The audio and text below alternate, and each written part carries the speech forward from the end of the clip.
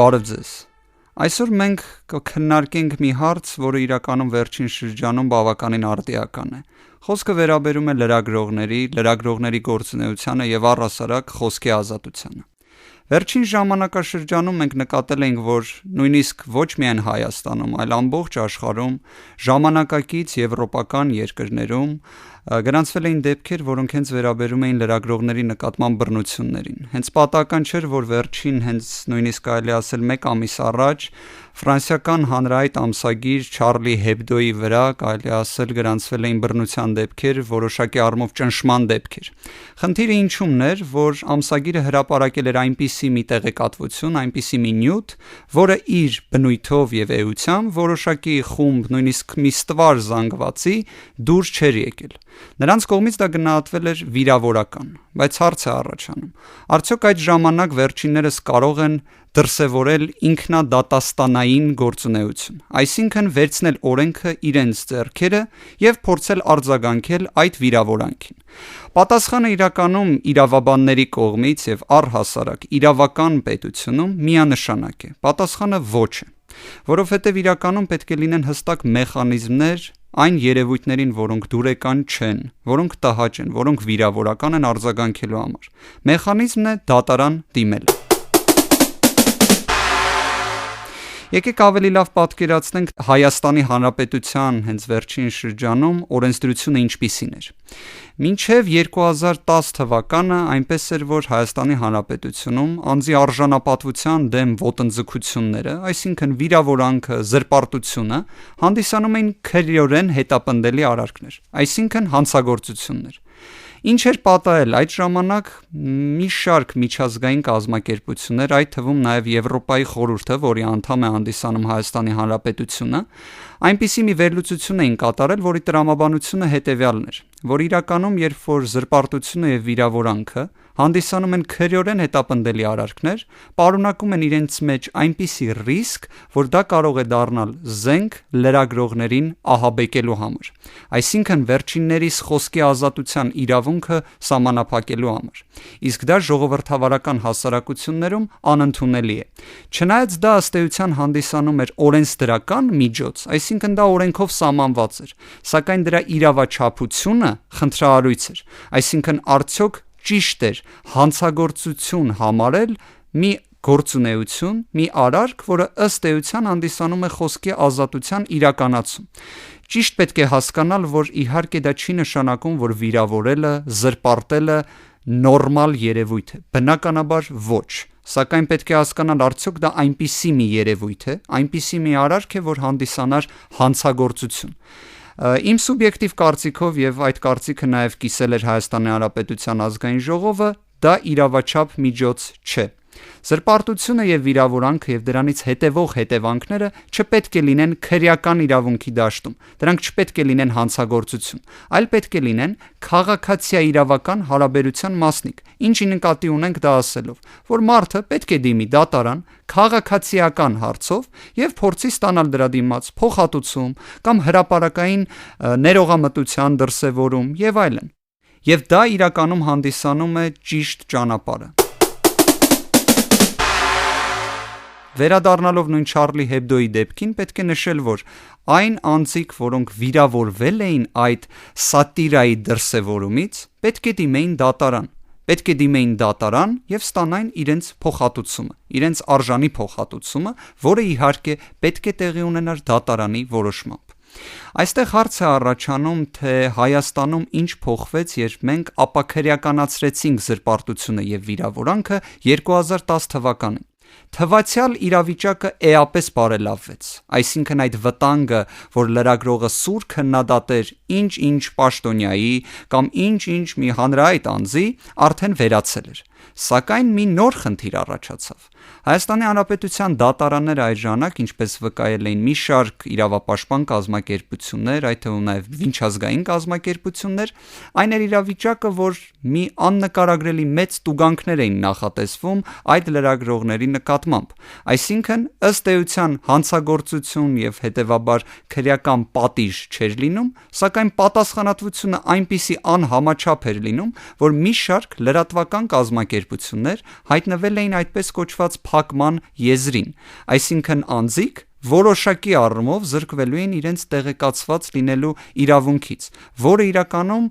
ցանկացած հասարակության համար անընդունելի է։ Եվ հենց այդ առումով շատ կարևոր էր, որ 2011 թվականին Մարդու իրավունքների պաշտպանի դիմումի հիման վրա Սահմանադրական դատարանը ընդունեց մի որոշում, որով հստակ սահմանվեց հետևյալ պահանջը, որ դատարանները նույնիսկ այն դեպքում, երբ գտնեն, որ համապատասխան լրատվական կազմակերպությունը այո զրպարտել է կամ այո վիրավորել է ինչ-ինչ անձի կամ կազմակերպության, համապատասխան տուգանքի չափը պետք է լինի համաչափ եւ ողջամիտ, այսինքն չհանգեցնի նրան, որ այդ լրատվական կազմակերպությունը հայտնվի փակման եզրին։ Դրանից հետո իհարկե կարելի է ասել դաշտը Հայաստանում լրագրողների համար էապես բարելավվեց, այսինքն որոշակի դրական գործողություններ, դրական զարգացումներ մենք իսկապես ունենք այս ոլորտում։ Եվ պատահական չէ, որ հենց վերջերս լրագրողներ առանց սահմանների միջազգային իրավապաշտպան կազմակերպությունը հրապարակելով իր համապատասխան զեկույցը, որը ամեն տարի հրապարակվում է, Հայաստանին դիտարկում է որպես տարածաշրջանի, կարելի ասել խոսքի ազատության տեսանկյունից լավագույն երկրներից մեկը։ Այդ համապատասխան ինդեքսում մենք զբաղեցնում ենք 78-րդ տեղը, որը իհարկե որոշ առումով հետընթաց է հանդիսանում Հայաստանի համար, մոտ 4 հորիզոնական զիջել ենք, սակայն նույնիսկ այդ պարագայում մենք ավելի լավ դիրք ենք զբաղեցնում, քան Վրաստանը, Ադրբեջանը, այդ թվում նաև Ռուսաստանի Դաշնությունը եւ այլն։ Դա իհարկե ողջունելի է, սակայն պետք է հասկանալ արդյոք մեզ մոտ իրավիճակը այնպիսին է, որ որևէ խնդիր չունենք խոսքի ազատության հետ կապված։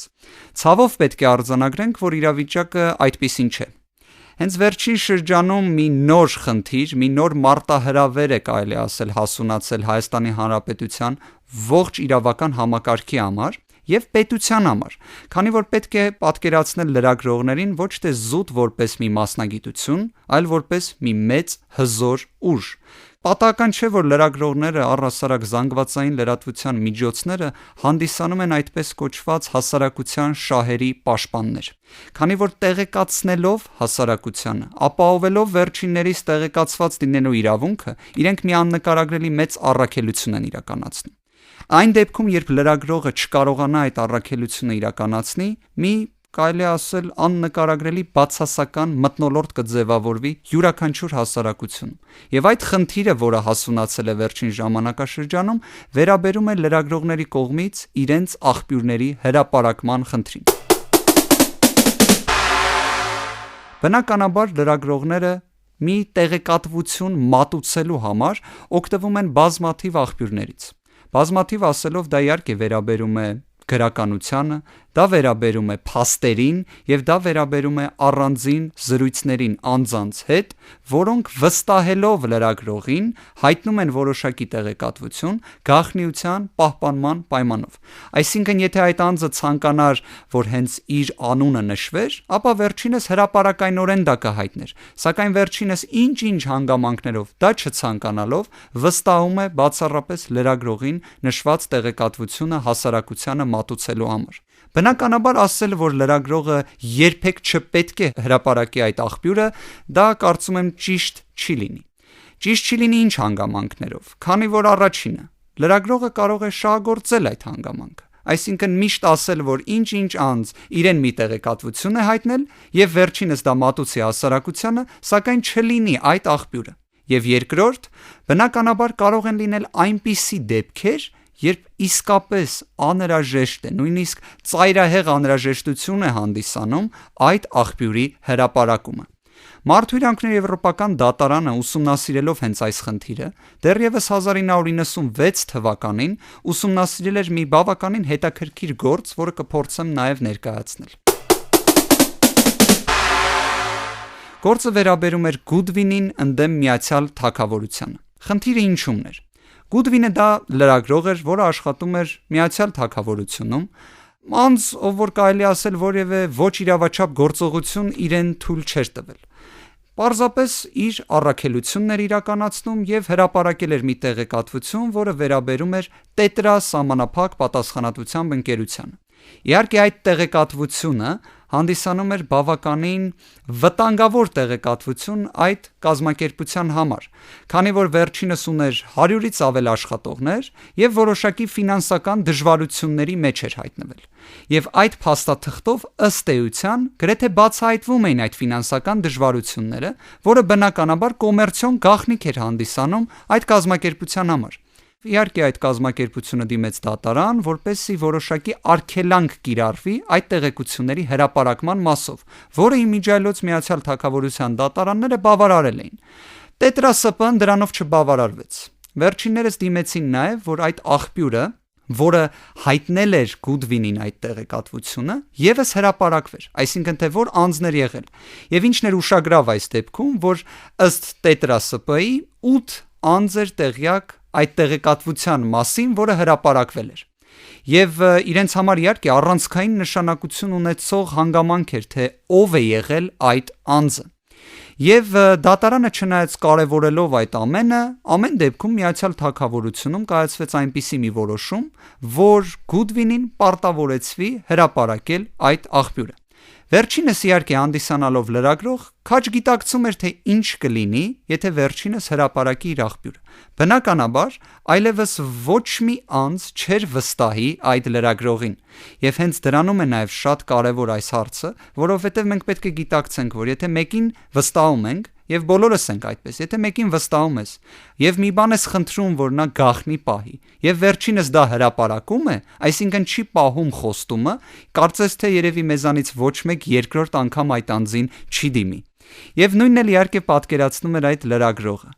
Այնուհետև դիմելով Մարդուրյանքն Եվրոպական դատարան, նա հաղթեց գործը, կարելի է ասել։ Եվ իրականում պարզվեց, որ վերջինս իրավացի էր, որ չէր հրապարակել աղբյուրը։ Բայց պետք է հասկանալ, թե այդ որ դեպքում է, որ վերջինս կարող է լինել իրավացի չհրապարակելու մասով։ Դատարանը հստակ սահմանեց 3 պահանջ։ Առաջին պահանջը ինչին էր վերաբերում, որ խոսքը գնա հանցագործության մասին, այն էլ ոչ թե ցանկացած հանցագործության, այլ հատկապես ծանր կամ առանձնապես ծանր հանցագործությունների մասին։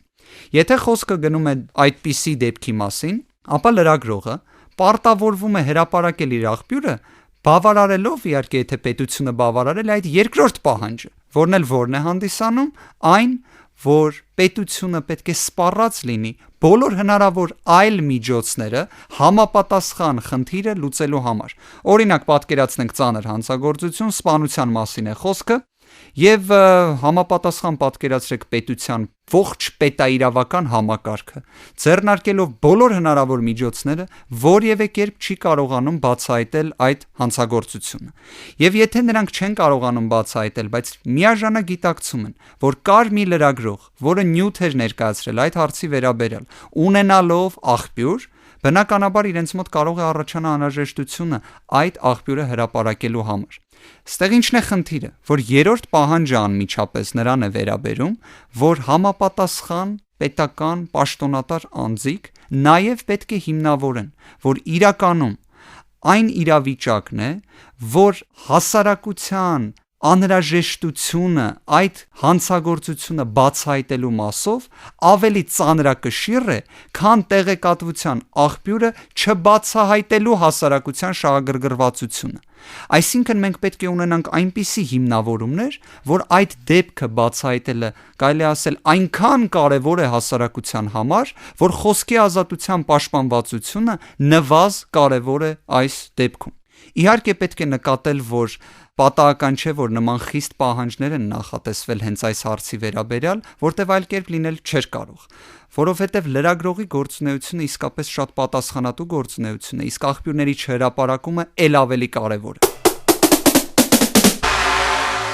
Քրեական դատավարության օրենսգրքով հստակ նախատեսված են այն անձիկ, որոնք որևէ դեպքում կարող են չհարցաքննվել։ Դրանք են խոստովանահայրը, դա է մարդու իրավունքների պաշտպանը, դա են դատավորները, քննիչները, անձիկ, որոնք իրենց գործունեության ընթացքում իրենց հասանելի է դարձել որոշակի տեղեկատվություն։ Եվ իհարկե նաև մտերիմ ազգականները, բարեկամները, որոնք եւս կարող են չտալ որևէ ցուցմունք։ Ցավոք սրտի լրագրողները նախատեսված չեն այս խմբում, որը կարծում ենք որոշակի առումով օրենսդրական խնդիր է։ Մեկ այլ հարց իհարկե պետք է հասկանալ, թե Հայաստանում առհասարակ արդյոք կա որոշակի օրենսդրական կարգավորում լրագրողների կողմից իրենց աղբյուրները չհրապարակելու երաշխիքների մասով։ Պետք է շտապեմ ասել, որ այո, Զանգվածային լրատվության մասին Հայաստանի Հանրապետության օրենքի 5-րդ հոդվածը այն 3 երաշխիքները, որոնք ես թվարկել էի, հստակ սահմանել են։ Եվ այդ առումով եւս պետք է դա ողջունել։ Սակայն ինչն է խնդիրը։ Օրենսդրական կարգավորում նրա մասին, թե ինչպես պետք է այդ process-ը, գործընթացը իրականացվի, մենք չունենք։ Այսինքն ինչպես պետք է լրագրողին ներկայացնեն այդ հիմնավորումները, որ որևէ այլ միջոց չկա այդ դեպքը բացահայտելու համար, քան աղբյուրի հրապարակումն է։ Եվ այդ մասով մենք եւս ունենք օրենսդրական խնդիրներ։ Մեկ այլ հարց, որը իհարկե մեզ հայտնել են նաև մեր գործընկերները եւ մենք զրուցել էինք մի քանի, կարելի ասել, ոլորտի բարձր պրոֆեսիոնալ իրավապաշտպան անձանց հետ, այդ թվում նաև Ժաննա Ալեքսանյանի հետ, Շուշան Դոյդոյանի հետ, Աշոտ Մելիքյանի հետ, որոնք մի շարք տեղեկություններ են հայտնել այս խնդրի վերաբերյալ եւ հատկապես մի քանիսը կփորձենք առանձնացնել։ Օրինակ հենց Տիկին Դոյդոյանը նշել էր, որ Հայաստանի Հանրապետությունում մեր հասարակությունը սուր քննադատությունը թեկուզ օբյեկտիվ, հաճախ անարդարացիորեն հավասարեցվում է վիրավորանքին եւ զրպարտությանը, որի հետևանքով արդեն անձիկ կամ դիմում են համապատասխան դատական համակարգ, որը իհարկե ընդունելի մոտեցում է ինչ-որ չափով։ Չնայած սուր քննադատությունը երբեք չպետք է հանդիսանա զրպարտություն կամ վիրավորանք, որովհետև քննադատությունը չնայած չեմ կարծում ինչ-որ մարդ կա, որը ընդունում է քննադատություն, սակայն դա իհարկե նորմալ երևույթ է, դա հասարակության համար ընկալելի եւ բնականon երևույթ է։ Սակայն մեր հասարակությունը նաեւ ստեղ պետք է հաշվի առնենք նաեւ հայ մարդու տեսակը, այդքան էլ չի ընդունում քննադատություն։ Բայց իհարկե ինչն է ցավալին, որ հաճախ քննադատությունը չընդունելով անձիկ դիմում են ինքնադատաստանի դրսևորումների, որը իրականում անընդունելի է։ Նաև մեր գործընկերները մեզ հայտնել էին, որ 2014 թվականին լրագրողների նկատմամբ 9 բռնության դեպք է գրանցվել, որը իհարկե եւս անընդունելի է։ Եվ այս մասով ողջունելի այն հանգամանքը, որ քրեական օրենսգրքով նախատեսված է, որ լրագրողի օրինական գործունեության խոչընդոտումը հանդիսանում է հանցագործություն։ Սակայն ցավալին ինչն է, որ քրեական գործերը հարուցվում են, սակայն հետագայում այդ բոլոր դեպքերով, որը նշել էինք, բոլոր գործերը կարճվել էին։ Եվ դա եւս խնդիր է, քանի որ ստացվում է մենք ունենք օրենսդրական երաշխիք, մենք ունենք որոշակի կամք, այսինքն քրեական գործերը հարուցվում են, սակայն հետագայում կարճվում են։ Այսինքն պատասխանատվության մեխանիզմը, այդ հանցագործությունները կանխարգելելու մեխանիզմը ըստ էության չի աշխատում։ Եվ ինչն է նաև խնդրահարույց, որ հենց վերջին շրջանում բարձրացվել էր նաև լրագրողների կողմից իրենց աղբյուրների հրապարակման խնդիրը այն օրենսդրական կարգավորումներով, որոնք ունենք, եւ որոնք այնպիսին են, ինչպիսին որ ներկայացնում էինք, այսինքն որոշակի երաշխիքներ բավարար սահմանված չեն։ Եվ դա իսկապես խնդիր է։ Այսինքն պետք է ազգային ժողովը ուշադրություն դարձնի այս հարցին։ Պետք է այնպիսի երաշխիքներ նախատեսենք, որ լրագրողները լինեն պաշտպանված։ Իհարկե, ինչպես գործընկերս Ժաննա Ալեքսանյանը նշել էր, լրագրողը առաջին հերթին պետք է առաջնորդվի օբյեկտիվության, անկողմնակալության եւ հավասարակշռության սկզբունքով եւ պարտավոր է ազնվորեն լուսաբանել նորությունները։ Իհարկե, հենց այս նախադասությունը իր մեջ պարունակում է այն գաղափարը, որ լրագրողները դա հզոր մասնագիտություն են հանդիսանում եւ խոսքի ազատությունը հզոր զենք է, բայց իհարկե դա չպետք է օգտագործվի ոչ արդար նպատակներով։ Նպատակները պետք է լինեն արդար եւ պետության կողմից երաշխիքները եւս պետք է լինեն իրենց տեղում։ Չպետք է լինի այնպիսի իրավիճակ, որ ոչ բավարար անհրաժեշտությամբ, այսինքն երբ մենք չունենք մի աննկարագրելի բոլոր միջոցների սպառման դեպք, այսինքն որ պետությունը իր ողջ ռեսուրսներով այլևս ոչինչ չի կարող անել եւ կարելի ասել հույսը մնում է լրագրողը եւ այդ դեպքում միայն կարող են դա անել։ Հակառակ դեպքում, երբ լրագրողին պարտադրում են աղբյուրը հրապարակել, դա հանդիսանում է իրավունքի խախտում, դա հանդիսանում է ոչ իրավաչափ գործողություն։ Եվ այս մասով իհարկե պետք է մեկ անգամ եւս նշենք, որ խոսքի ազատությունը առանցքային իրավունք է։ Խոսքի ազատությունը այն կարելի ասել բարիքներից է, որ մենք ունենք 20-րդ դարից ըստ էության պաշտպանված եւ գործող վիճակում, եւ մենք պետք է փայփայենք այդ իրավունքը։ Մենք պետք է փայփայենք խոսքի ազատությունը եւ պետք է պաշտպանենք լրագրողների գործունեությունը։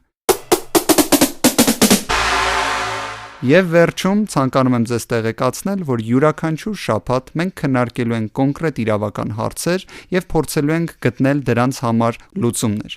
Միաժամանակ մյուս շաբաթվանից դուք կունենաք հնարավորություն զանգահարելու կամ Facebook սոցիալական ցանցի միջոցով ուղղելու ինձ ձեր հարցերը, որոնց ես սիրով կպատասխանեմ։ Ձեզ հետ է փաստաբան Արամ Վարդևանյանը։